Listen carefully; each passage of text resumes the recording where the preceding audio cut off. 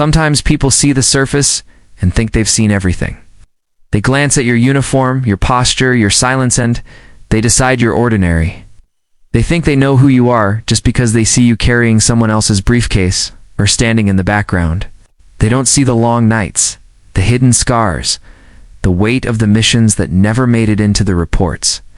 That day, they thought I was nothing more than the SEAL's assistant, just a quiet shadow following orders.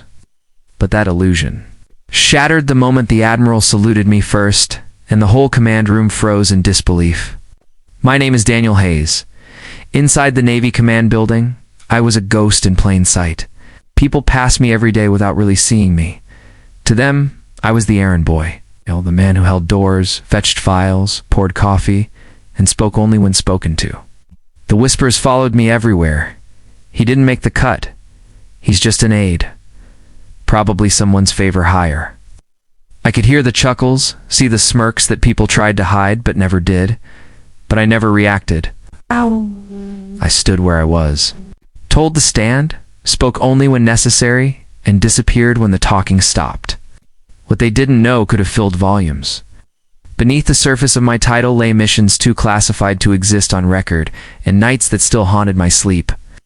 There were scars on my body that no medical report documented. I'd carried men out of fire, crawled through mud, soaked in blood mine, and watched friends vanish into the dark without a sound.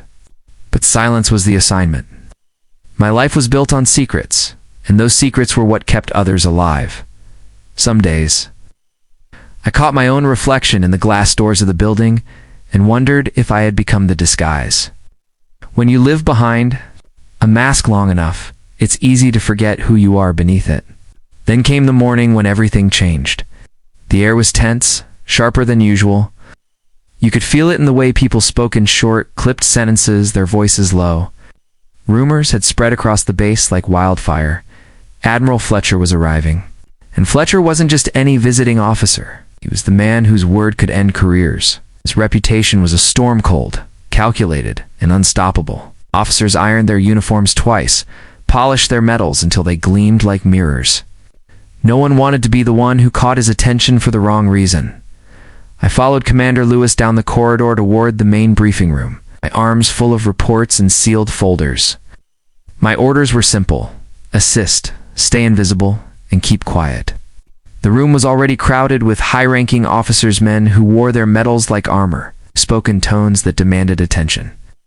They barely noticed me except to make sure I stayed out of the way. One of them even murmured, "Don't get in the Admiral's line of sight, kid." I nodded and stepped back into the corner where I belonged, or so they thought. The doors opened, and silence hit the room like a wall. Admiral Fletcher stepped in, his presence pulling the air tighter. Every back straightened, every breath stilled. His eyes moved slowly across the room, sharp, searching, judging. Then they stopped on me. In that frozen moment, I felt the years between us collapse. I hadn't seen him since that night, the night when everything had gone to hell in the South Pacific. He wasn't an admiral back then, just a commander with a mission so impossible that half of us expected not to make it out. Our team was deployed deep behind enemy lines to extract diplomats trapped in a collapsing compound. Ow. The rain came down like punishment, and the jungle swallowed sound and light alike. The enemy was everywhere, too close, too many. During the chaos, an explosion tore through the structure, fire and steel swallowing half the team. Fletcher was buried under burning debris. I can still hear his voice calling out, rough, desperate, fading under the storm. I didn't think I just moved, crawled through the smoke, dragging him out piece by piece while rounds cracked overhead. The mud clung to us, blood mixed with rain, and for a moment, I thought we'd both die there. But we didn't. I pulled him clear, got him breathing again, and we made it to cover just before another barrage tore the compound apart. He gripped my arm that night, eyes fierce despite the pain. "You saved my life, Hayes," he said. "One day, people will know who you are. But until then, stay the ghost." That mission ended without a single mention in the news. The diplomats were rescued, the files sealed, and I faded back into the shadows where I belonged. No medals, no credit, just silence. And now, years later, Fletcher stood across the room in Admiral, surrounded by power and protocols, staring straight at the man everyone thought was an assistant. No one moved.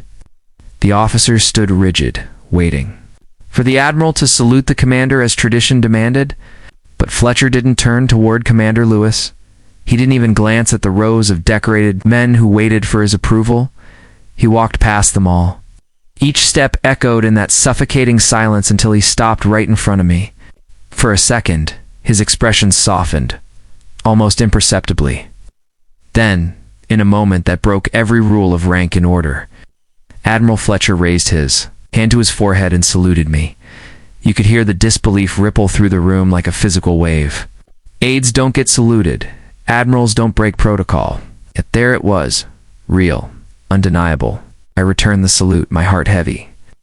Every memory of that rain-soaked night flashing behind my eyes. When he dropped his hand, Fletcher turned to the stunned room. His voice was calm, but it hit like a thunderclap. You think rank and ribbons make you worthy of respect, he said. You think medals prove sacrifice? You're wrong. Respect is earned in silence when no one's watching. Aide. And this man, this aide you've mocked and ignored has given more for this country than most of you ever will. Not a single officer moved. The arrogance that had filled the air evaporated. Every man in that room looked at me differently, not with pity, not with pride, but with a quiet kind of awe that words couldn't touch. From that day forward, the whispers stopped. No one called me the coffee boy again. The smirks turned into respectful nods. But the truth is, that didn't matter much to me. Recognition isn't the reason we serve. Real respect doesn't come from applause or titles, it comes from knowing who you are when no one's looking. I had lived my life in the shadows, protecting lives that would never know my name, guarding truths that could never be told. And that was enough. It only took one salute to remind them all, but it took a lifetime of sacrifice to earn it. They thought I was just the SEAL's aide until the Admiral saluted me first and left the entire room speechless. So, the next time you look at someone and think you already know their story, remember this. Some of the bravest warriors walk quietly among us, unseen and uncelebrated, until the world finally catches a glimpse of the truth. If this story moved you, share it. Someone out there might need the reminder that real worth isn't always visible, but it's always felt.